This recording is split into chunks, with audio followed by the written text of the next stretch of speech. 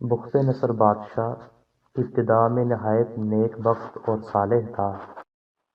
حضرت زکریا علیہ السلام اور حضرت یحییٰ علیہ السلام کی نہایت اطاعت کرتا تھا۔ اتفاقاً اس نے ایک عورت سے نکاح کیا جس کے ہمراہ ایک لڑکی نہایت حسینہ و جمیلہ پہلے شوہر سے تھی۔ جب وہ لڑکی سن بلوغ کو پہنچی تو بادشاہ اس کی بہار حسن دیکھ کر فریفتہ و دیوانہ ہو گیا۔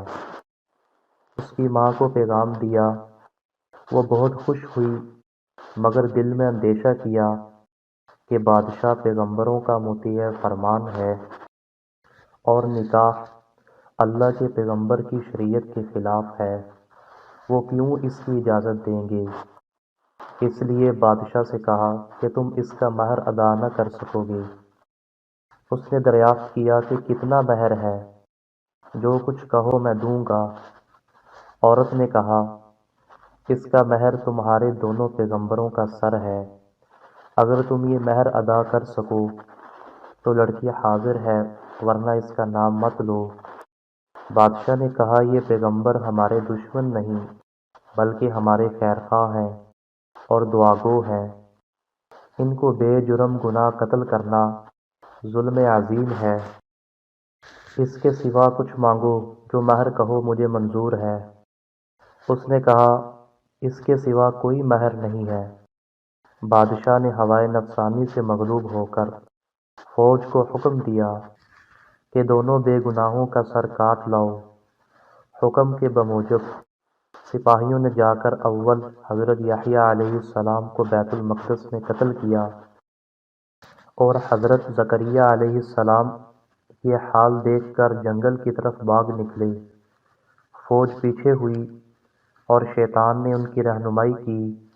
جب سپاہیوں نے آ دبایا اور گھیر لیا تو حضرت زکریا علیہ السلام نے ایک درخت سے التجا کی کہ مجھ کو اس وقت پناہ دے۔ وہ درخت پھٹ گیا، یہ اس کے اندر سما گئے، پھر وہ درخت بند ہو گیا لیکن قدرے کپڑا باہر رہ گیا۔ فوج متحیر ہوئی کہ کہاں غائب ہو گئے۔ شیطان نے نشان دیا کہ اس درخت کے اندر ہیں اور یہ کپڑا ان کے موجود ہونے کی علامت ہے۔ پھر شیطان نے آرا کی ترکیب بتلائی، درخت چیرا گیا۔ جب نوبت آرا کی سر تک پہنچی تو حضرت زکریا علیہ السلام نے سسکی بھری۔ حکم الہی نازل ہوا، اگر اف کرو گے تو پیغمبری سے خارج کر دیے جاؤ گے۔ تم نے غیر سے کیوں پناہ مانگی؟ اگر ہم سے التجا کرتے تو کیا ہم پناہ نہیں دے سکتے تھے؟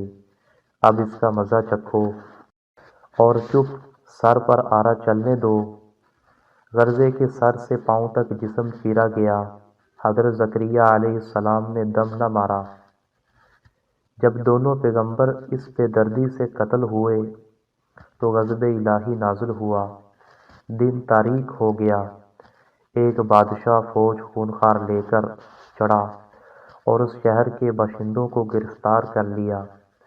حضرت زکریا علیہ السلام کا خون بند نہ ہوتا تھا، جب قبر میں رکھتے تھے تو قبر خون سے لبریز ہو جاتی تھی۔ بادشاہ کے لشکر نے قسم کھائی کہ جب تک خون بند نہ ہوگا میں قتل سے باز نہ رہوں گا۔